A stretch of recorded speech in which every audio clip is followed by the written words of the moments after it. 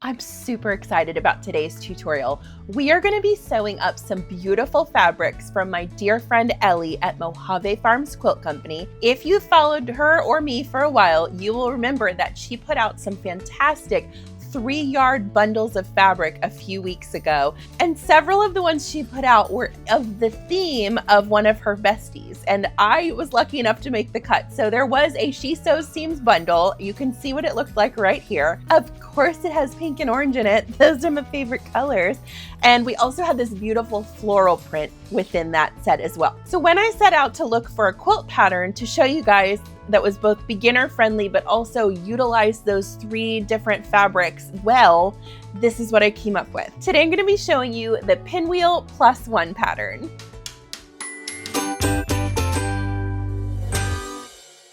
I reached out to Donna and Fran over at Fabric Cafe to ask for permission to do a sew along on this pattern, and they were so kind to say yes. The reason I love this pattern is it gives a chance for if you have a main fabric that really needs to shine in your grouping of 3, for me, that's the floral. I really want this to shine in the pattern today. This is perfect because it has full squares between your pinwheels of that fabric. So the plan is that we're going to do this for the focal fabrics, the bigger squares, and then we'll use these pinks and oranges for the pinwheels. And I think that's going to look just divine. This is not my pattern to share, and Fran and Donna have been so gracious to let me share it. But what I need you to do is go and buy the pattern from them so that you can cut up your fabrics according to the cutting instructions. I'm going to leave that out of the video to encourage you to support this small business. We need to support each other and not just take each other's material and post it online. So please go buy the pattern, get your 3-yard bundle from Ellie at Mojave Farms or wherever you want to get it, and cut your pieces down. And I'm going to pick up this tutorial right after we've cut all of the fabrics out and start showing you how to sew it together and create this gorgeous quilt top. I will put a link to their pattern in the description below so that you can go and grab it and cut up your fabrics, and I'll meet you back here. As you may know, florals are always going to speak to my soul. I absolutely love them. I love every kind of floral. I like paintings and drawings and fabrics. And if it's on a shirt, anywhere I can find, or in nature, anywhere I can find a floral, I'm always going to be drawn to it. One thing I'm trying to do this year for myself is to practice different craft mediums. So sewing is always going to be my first love, but I also have interests in drawing and painting and watercolors and sketching.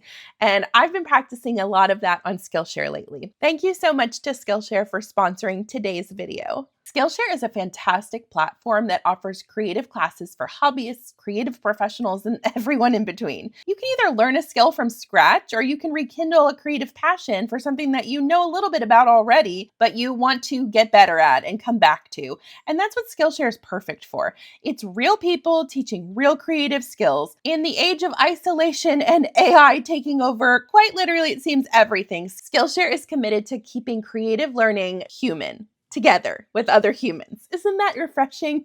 I've taken so many classes on Skillshare, it's not even funny. I have gotten Procreate figured out, and I'm doing great with that.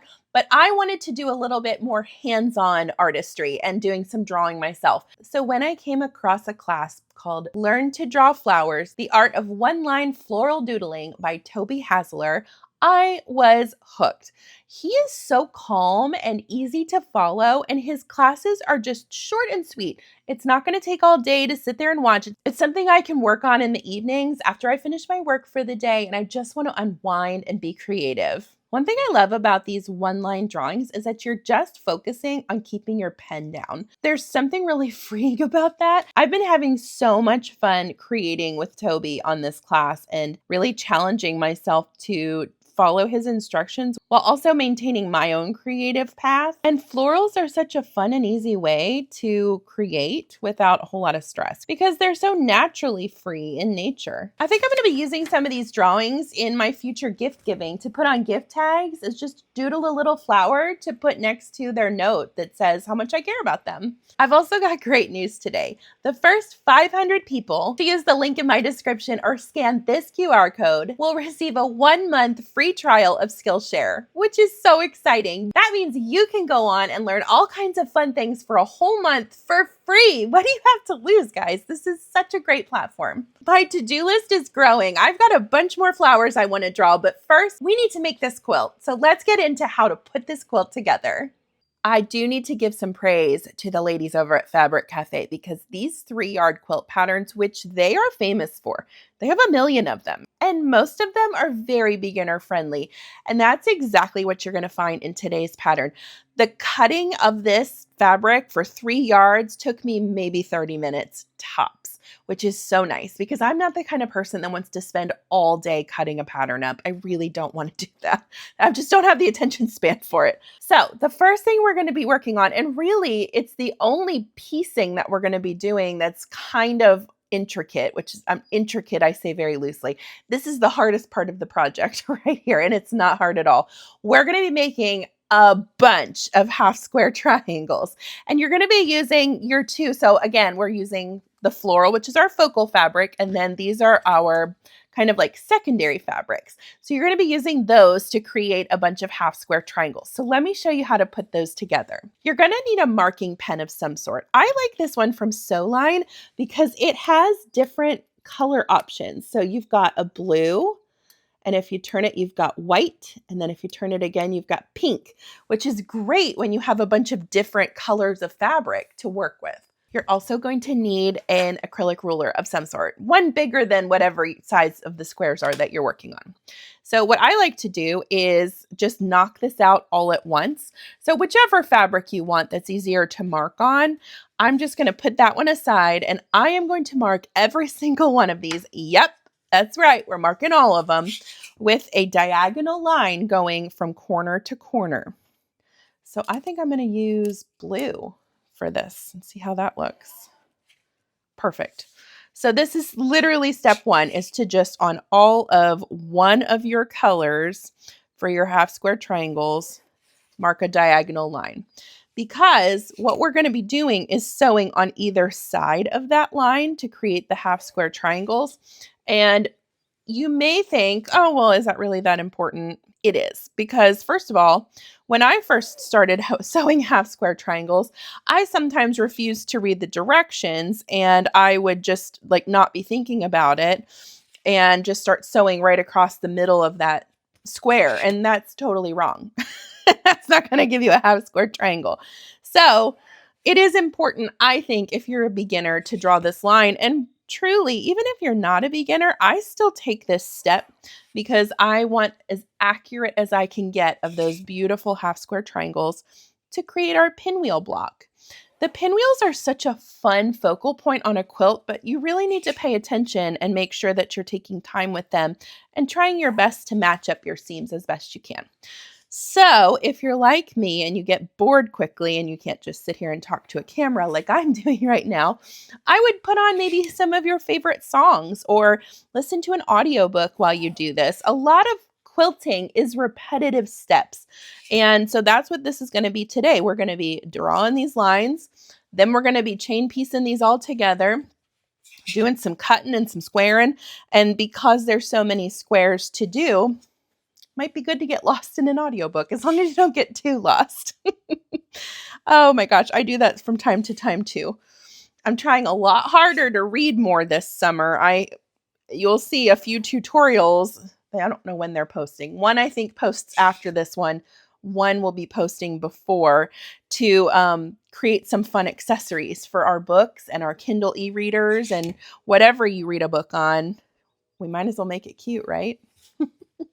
But like I said, go check out Fabric Cafe because their patterns are phenomenal. They're the nicest people and they're very reasonably priced. You're not going to spend hundreds of dollars on quilt patterns.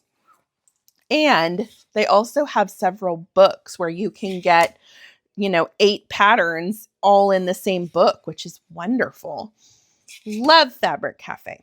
All right, I'm going to keep drawing my diagonal lines. Just keep on a-trucking, and I'll meet you back here in a little bit to show you how to piece these half square triangles together. It's so easy, and we're going to be doing a little bit of chain piecing. And if you don't know what that is, stay tuned because I'm going to tell you. You're doing a great job. Keep up the good work. I'll see you in a few minutes.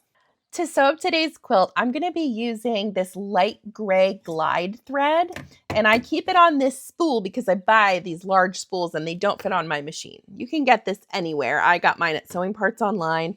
They also have them on Amazon, and they're fabulous because you just set it behind your machine and then you just load it through the track like you normally would to thread it.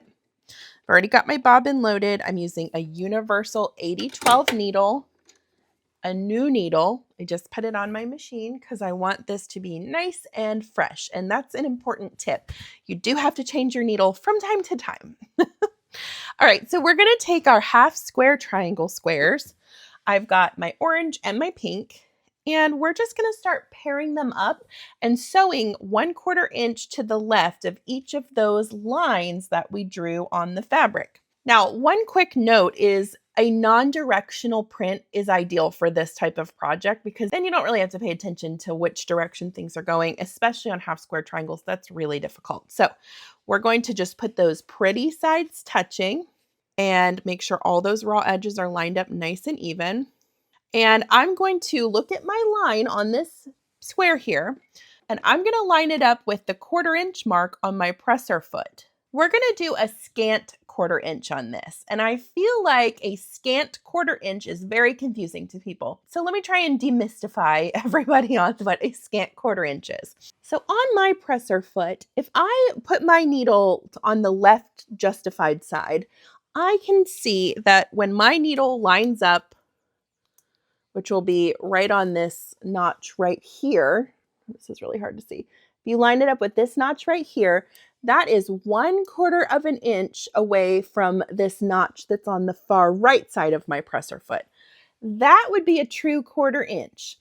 A scant 1/4 inch is taking into account, this sounds crazy, but the thickness of your thread and how that might affect your seams over the course of the project. If you think about how many seams you sew in a quilt and you add up just that tiny thread width, it kind of changes the measurements of your quilt. So in order to make it as accurate as possible, we want to sew that seam just a little bit smaller than a 1/4 inch. And if you think about it, a thread's width is very tiny. So you are just going to be going just to the left of that notch, which sounds absolutely insane. But when it comes to quilting, and if you give it a try, you will realize that it actually does help with your accuracy. So that's what I'm going to be focusing on today. I'm going to line this up with my 1/4 inch, but with my notch for my 1/4 inch just to the right of that line. It's so tiny that it's just almost hard to see. I'm going to use a 2.5 for my stitch length and just start sewing it through. And I'm watching where that line is lining up with the notch on my presser foot. That's what my eyes are on for this part of the project. Now I'm going to chain piece these, which means I'm just going to keep picking up new additions and not cutting my thread. Now, if that makes you very uncomfortable, you don't have to do it that way. I like doing it this way because I feel like it saves us a few seconds on the quilting process. So I am just going to load this next one under just to the left, a teeny tiny bit, a scant, if you will, and go it right across that piece of fabric. And you guys, that's what you're going to do for the rest of all of these blocks until you run out of blocks. So just make sure those pretty sides are touching. You're staying just to the left of that line. And then I'll meet you back here when we get to the end of this pile, because then we're going to flip them and sew to the other side of the line, which is fantastic because that gives us 2 pinwheel pieces per square. Pretty genius, isn't it? Those quilters knew what they were doing when they came up with the half square triangles. I mean, let's be honest, quilters know what we're doing all the time because we're pretty much the best. So I'm going to keep sewing these lines. When I run out of squares, I'll meet you back here and show you what to do. Okay, I just finished sewing all of these together into this lovely, beautiful chain of pink and orange, which are my favorite colors. So I'm happy.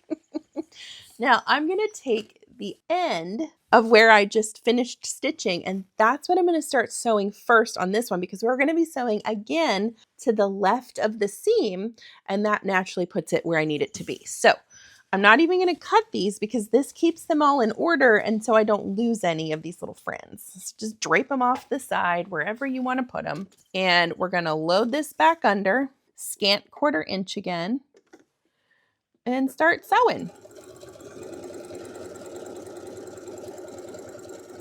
Keep your eyes on that notch and then load your next one. It naturally will just feed right in. So this time should go a lot faster because you're not having to match up any fabrics. You're just loading them in as they come up.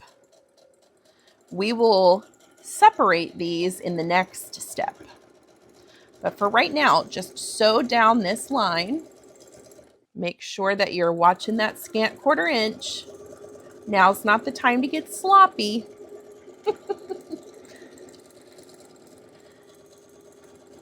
I don't know. I find it mesmerizing. That's why I stopped talking and there's no point of me filming right now because I'm just going to get in the zone and keep watching these go through. It's fascinating to me. Also, if you hear my birds, you know how I feel about the fresh air. So they're paid actors in my video. I'll meet you back here when we get through this whole line and then I'll show you what to do next. You are doing such a good job. Keep it up. I just finished sewing the next line of stitches. So you should have on every square, you should have a line on either side of your drawn line, a scant 1/4 inch away. Now we're going to separate these. I like to use this little thread cutter tool. It's got a rotary cutter blade. I don't know if you can see the circular blade there on the inside. This is a wonderful thing to put your used rotary cutter blades into to get more use out of them. When they're dull for your fabric cutting, they're still good for thread cutting. And this is how I like to use it. I'm just going to, since I've got two, I'm going to give it just a little twist and just push it right down on that blade. And you can kind of turn this to wherever feels ergonomically comfortable for you. So we are going to chop all of these threads so they're in a nice pile. And then I'll show you the next step for our half square triangles. It's really starting to come together.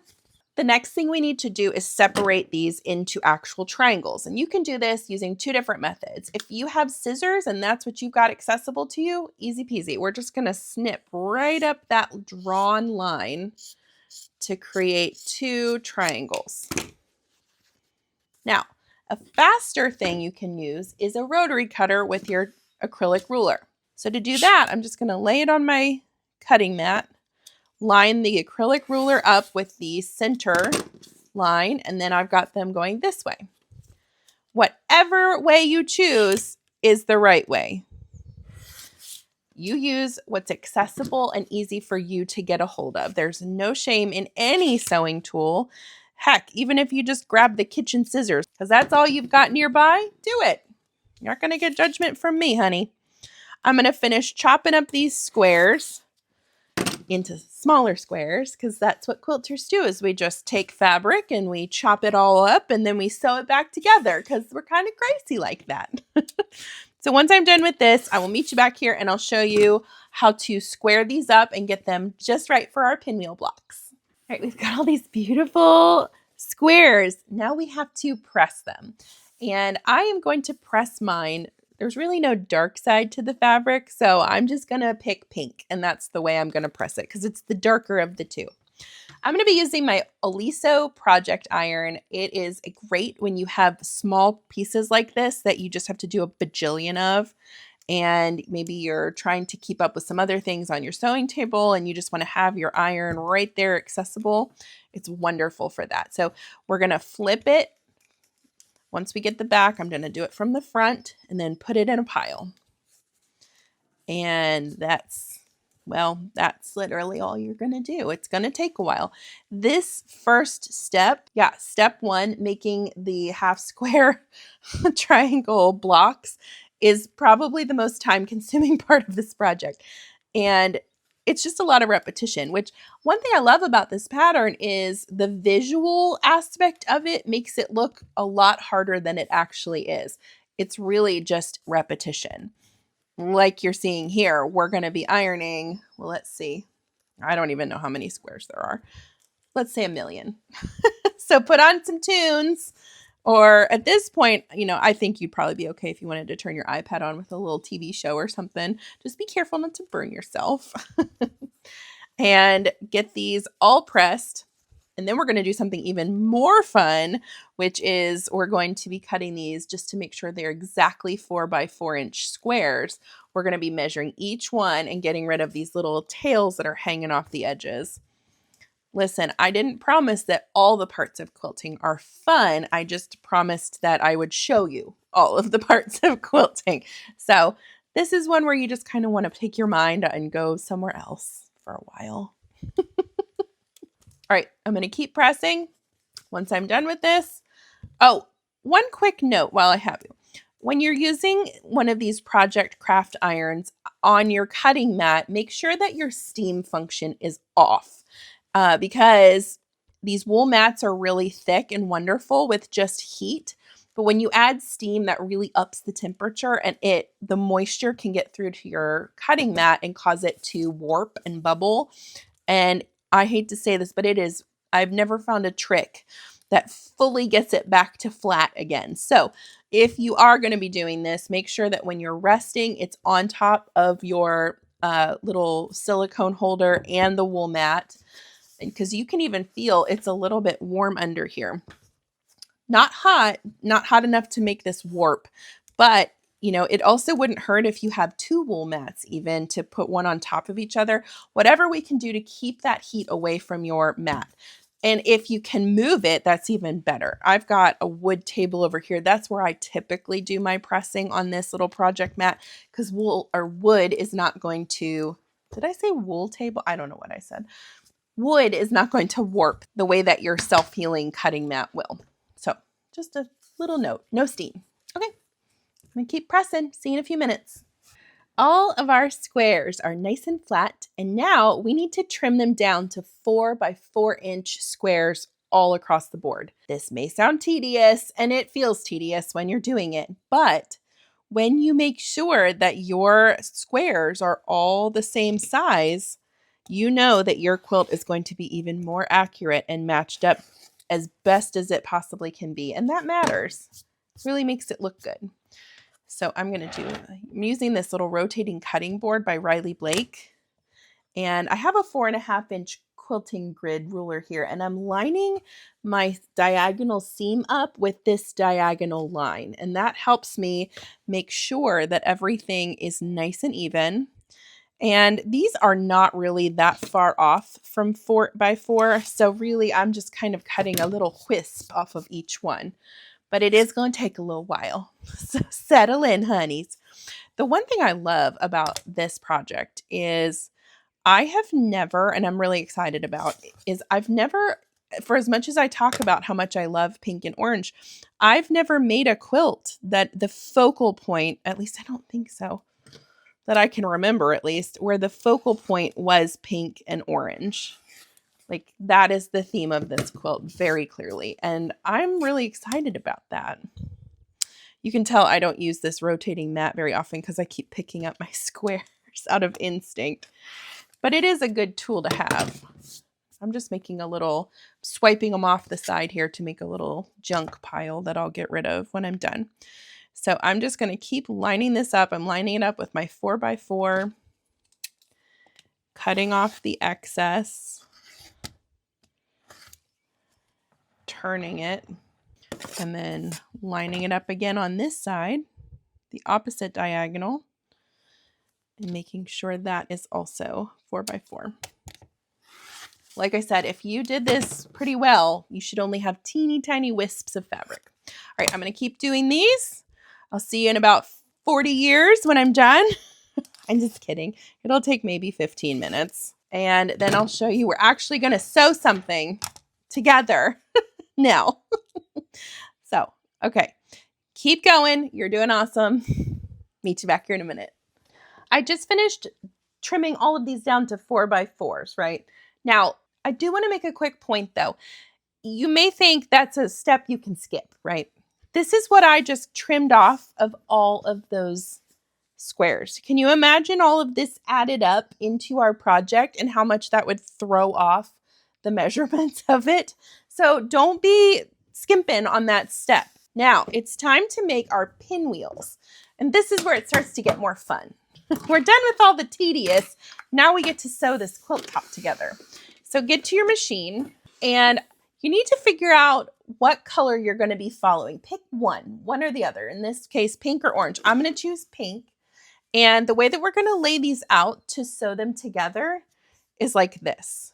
And I'm going to repeat this exact thing for like as long as the pile exists. So if you want to just go ahead and make every one go in that direction just to make it easy on yourself, that's fine. We're going to be chain piecing these together. And the way that this works is once we get that together, once we have all of these, we can rotate one each and they'll create the pinwheel. That'll make more sense in a minute. But for right now, if you want to make the stack, you can, or you can just kind of put them together as you go. And I am going to turn them this way in front of me because it's easier to sew them because we're going to sew this seam right here. So I'm taking my first two, laying them together. We're going to do our 1/4 inch seam straight down till morning. And I'm going to chain them. So that means I'm not cutting my thread in between. We're just going to match up the next set and run them through.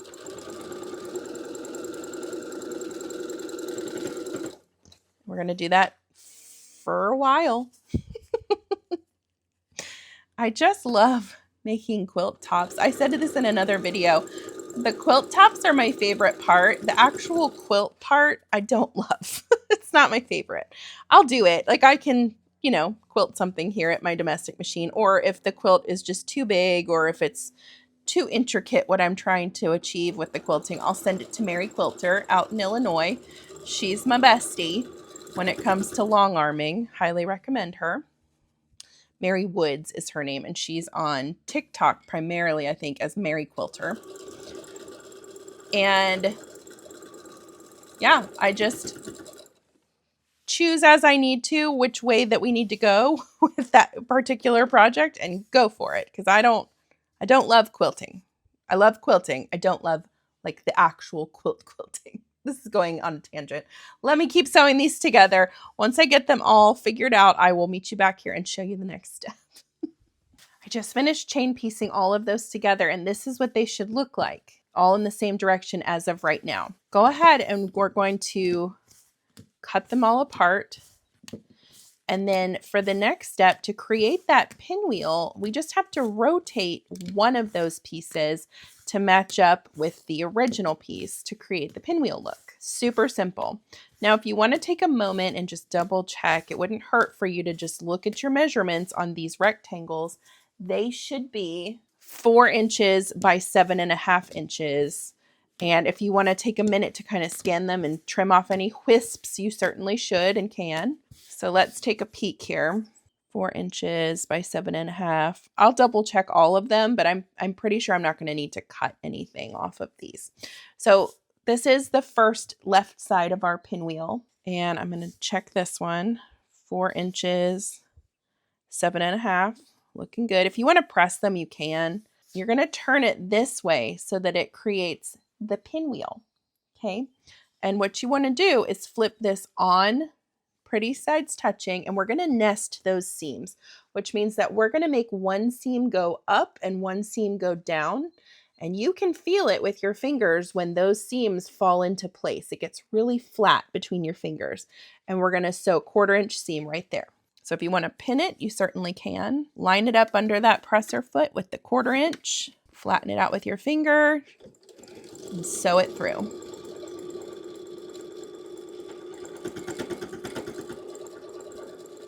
Make sure your raw edges are lining up. And this is what it should look like. Oh, that's so pretty. Okay, now go forth and make 36 of those. Wait, 36, 18? I don't know. You do them until they're gone. I think we're going to need 18. Try and get those pinwheel points to match up as best you can, but if they're not perfect, hey, it's okay. Life goes on. I'll meet you back here once we have all our blocks, and then we'll put this quilt top together. We're like halfway done. You guys are doing great. 18. That's what we were trying to get. 18 of these pinwheels, okay? We're going to press them out now. So I like to just turn mine with the wrong side facing up, and I'll work from one side and then I'll press the other side because they all should be kind of going in the same direction.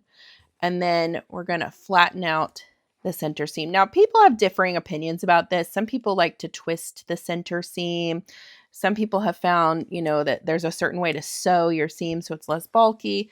I'm not really that worried about it. And if you're a beginner, I don't think you should be worried about it either. I'm going to press it from the front as well and make sure it's nice and flat. And then the last thing we need to do is make sure that these squares are 7.5 by 7.5 inches. This one's looking really good. So if you have extra and you need to trim it down at all, that's the time to do it. But 7.5 by 7.5 is what we're looking for. And we need 18 total of these. So press them, trim them, and then we're going to lay out the quilt top and sew it up together. Let's build a quilt, shall we? You should have 2 piles now, your pinwheel pile and your floral. I can't talk. They're so cute together. How bright and happy is this? My goodness.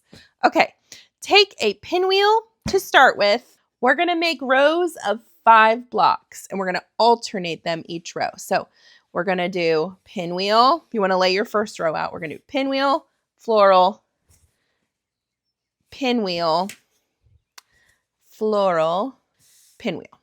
And that's row 1. So and this is why I said the non-directional prints are so helpful, because you don't have to worry which way things are facing. It's all just going to work out great. So fold your first piece over on your floral, line up those raw edges, and because we squared everything up to 7.5 inches, your pieces should match together just beautifully. So a 1/4 inch seam straight down. And I'm going to assume if you wanted to chain piece this, you already would know how. You could do this in big long rows. We're going to take it a row at a time, because if you're a beginner, that's probably stressful enough. So get your next piece, line those raw edges, and sew it straight down. One thing I do want to mention about the Fabric Cafe patterns is they are extremely good stewards of the 3 yards of fabric that you are allotted for the project. What that means, though, is that if you are new to sewing and you are a little concerned about making errors in your cuts or with your squares, and you may need to redo a few things, I would recommend getting 1.25 yards of fabric, just so you have a little bit extra to play around with. Now, Ellie's kits are 3 yards on the dot, so but they're so beautiful. So if you're willing to take a little bit of a risk, you just need to be really careful, measure twice, cut once, and double check all of your instructions before you go willy-nilly with the scissors or the rotary cutter. And like I said, her fabric combinations, she just has an eye, Ellie at Mojave Farms. She has an eye for colors. She's really good at putting just 3 patterns, 3 fabrics together and making them look magical.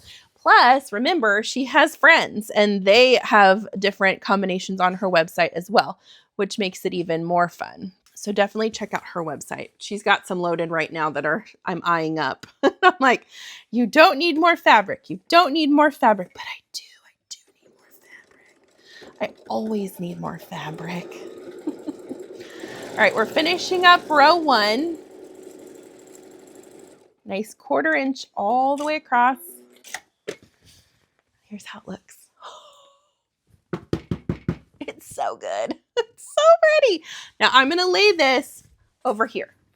And the reason I'm going to do that is because I need a visual to remind myself what my next row, not that I should need that, but you never know. Sometimes you get, in your head and you just need a visual of what's next. So I know that because I started that row with the pinwheel, we're going to start this one with the floral. So we'll do floral, pinwheel, floral, pinwheel, floral, and sew that together. Do this until you've used up all your blocks. You should have 7 rows total, and then we're going to sew them together and then add some borders and then be done.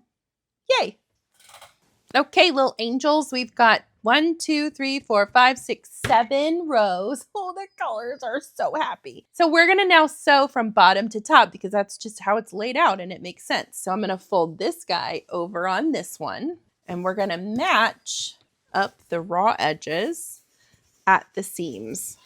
Now, if you want to pin this, you can, but I typically just try and focus on getting that first seam right, and then we'll go from there. So I'm gonna nest those together, one seam going up, one seam going down. Double check your bobbin and your thread before you get into this and make sure you've got plenty on both. And at 1/4 inch, we're just gonna start sewing. Once you get all that hard work done with the half square triangles and the pinwheel blocks, this really comes together pretty quickly. So we're nesting. I'm gonna stop and make sure everything is lined up. Now that I'm through that seam, I'm gonna focus on my next seam and getting that laid out properly. And we're gonna sew it, because that's what we do. We sew things together like quilts and fabric and feelings. Keep going. This is when my belly starts to get kind of like excited and tingly, because I am getting really pumped to see what this quilt looks like. Even when it's all separated, it's beautiful, but there's just something about seeing all those blocks and all that hard work come together in a beautiful quilt top. That's what makes quilting so special and addicting.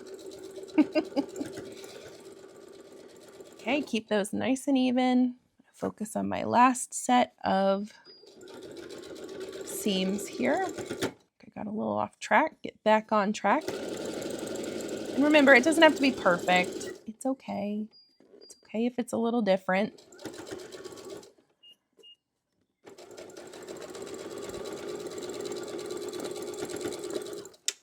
Okay. Row 1 is all put together with row 2, which, make sure it's turned the right way here. So there's our first 2. Now, I'm going to take the next one, look at it, make sure it's alternating the way it's supposed to, and lay that one down. We're just going to keep working up until we get all those rows sewn together. And then we'll talk borders, not Borders books. Rest in peace, Borders books. But we're going to talk about borders on our quilt. That makes it bigger without a whole lot of extra effort, which is nice. Here's the quilt top so far. Oh, it's a beauty. Oh yeah, this one's going to be cute. Now we're going to do our borders, which is going to make all these colors even more fun and beautiful together. So let me show you how to do that. We have to sew our border pieces together because right now they're in strips that are the width of the fabric. And I have mine organized where it's going to be the innermost border, the center of the 3 borders, and this will be on the outermost border. And since I'm doing this right now, sewing this set, I'm just going to go ahead and make all of them into their long strips just to save time. I feel like if we're focused on one task and we complete that, then we can just zip through the border process of actually attaching it to the quilt. So let me show you how to do this. You can do this a couple different ways. You could sew these on the diagonal if you wanted to, which would be like this, and you'd sew this way, and then it would open up like that.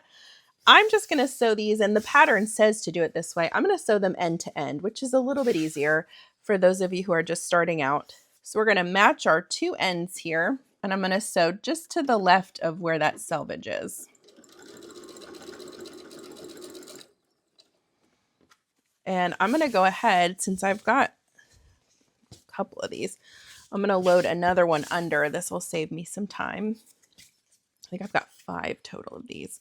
So I'm going to lay this in, attach that, and attach these together so they make an even longer strip, end to end, all the way across the board. Pretty sides touching. I like the way that they did the borders on this because they're all different widths, which I think is really impactful. It makes the quilt even more interesting to look at. So we've got this one, and then on the end here, we've got one more strip. So we're going to attach that here.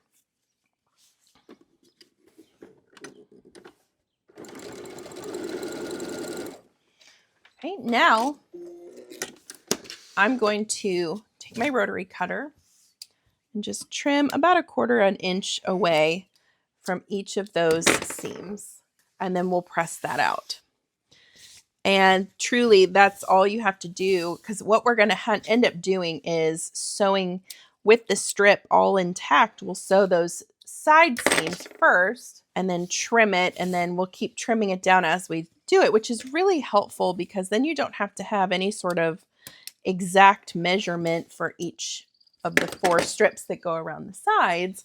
You can just cut it down as you go, which is very beginner friendly and very forgiving to those of us who may need to rip something out and try again. All right, so press this seam. You can press it open if you want. You can press it to one side, whatever suits your fancy. And I'm going to repeat this with my other 2 sets of strips. Okay, so we'll have 3 really long sets and then we'll attach them. Grab your quilt top and your border, your innermost border, and find the side. So the 7 block long edge. Lay that part under the top right corner under your presser foot and take your first piece of border, your long end, and make sure you're starting beyond where your selvage is. Line it up with the raw edge of your quilt, and at 1/4 inch, we're going to attach this straight down. Always double check in your pattern whether they want you to start on the 2 side seams or the top and bottom. It'll usually specify which side of the quilt to start with when you're adding a border.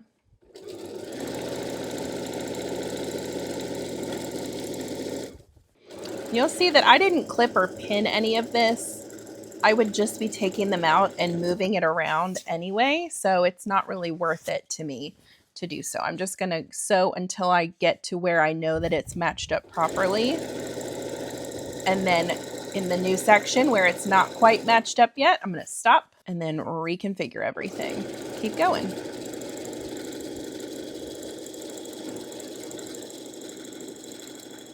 I think borders on quilts are so fun because they really tie things together and reiterate the theme. I like to do a little back stitch here. I just feel like it helps hold everything together. Pull this out.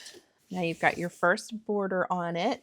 And with it still folded down, I'm going to take my rotary cutter and just trim straight along that edge using my acrylic ruler to make sure that it is perfectly straight. Okay. Now we're going to go to the opposite side. Hold this on here and sew it straight down. So lay it under again. This time you can line it right up if you want to. So now I am going to finish sewing these 2 sides. I'm going to stop and press out those 2 seams so that the top and bottom edges are very accurate for my next step, because the next step is to sew this orange color onto the top and bottom to create a full border around the quilt. So that's my plan. I am going to finish that and then I'll meet you back here and we'll start on the middle border. Okay, keep going. You're awesome. All right, here's the orange border. It just keeps getting better. I love it so darn much. Now, we're going to do the same process with this pink border, which is a little wider, which makes it fun. Start with the sides again, trim those, and then do the top and bottom. And then I'm going to go ahead, because I believe in you, once you press this out, do the last border, which is the floral. Okay, same process, sides and top and bottom. And I'm going to meet you back here in just a little bit and show you the finished quilt top. I'm getting like unbelievably, ridiculously, unhealthily excited about this. This is so good. All right, see you in a minute. The quilt top is done. Do you want to see it? Okay, let me show it to you. Yes! Look how vibrant this is. It's so bright and happy. I can't believe that this is just 3 yards of fabric, you guys. It's crazy. Okay, I'm going to take this I'm going to take a little break first, but then I'm going to go ahead and make my quilt sandwich with the batting and the backing and the binding and all of the fun things. I have lots of tutorials that include that. I will list some down below if you do want to do that part of it with somebody. And then I will come back here when the final quilt is done and show you how it all turns out. So stay tuned. For me, this will be a few days, possibly a week. But for you, it's going to happen right now. See, I told you it would only be a second. Just finished the quilt top. I backed it in this gorgeous orange minky that I got from Joann before they went out of business. It was on super duper clearance and it was remnants, so I just pieced it together. There's a little seam somewhere in here. I think right there. I don't know. Anyway, here's the finished quilt top of the Pinwheel Plus in the She Sews Seams signature colors, pink and orange. You guys, this is so happy. And look how soft it looks on the back. Super snuggly. And you know what was interesting about this experiment is we did not really have a light color. So this is a very saturated quilt and I find it very interesting looking. I think this pattern is super interesting because you could definitely have done like a white here or something super light and make those pinwheels stand out. But there's something really visually interesting about using all kind of dark saturated colors. This was my first time doing that without any lights in a quilt and I really like it. I can't wait to figure out where this is going to go in my house. It might become like the quilt that I keep by my bed that I snuggle with when I want to take a little nappy because it's my colors. I have to keep it. It's perfect for me. So go pick up the Pinwheel Plus pattern at Fabric Cafe. It's such a great pattern, very beginner friendly, and a perfect way to use up those beautiful 3-yard bundles that we got from Mojave Farms Quilt Company. All of that is linked below, so go check it out. And thank you so much for following along today. I'm Chelsea with She Sews Seams, and I'll see you next time. Happy sewing!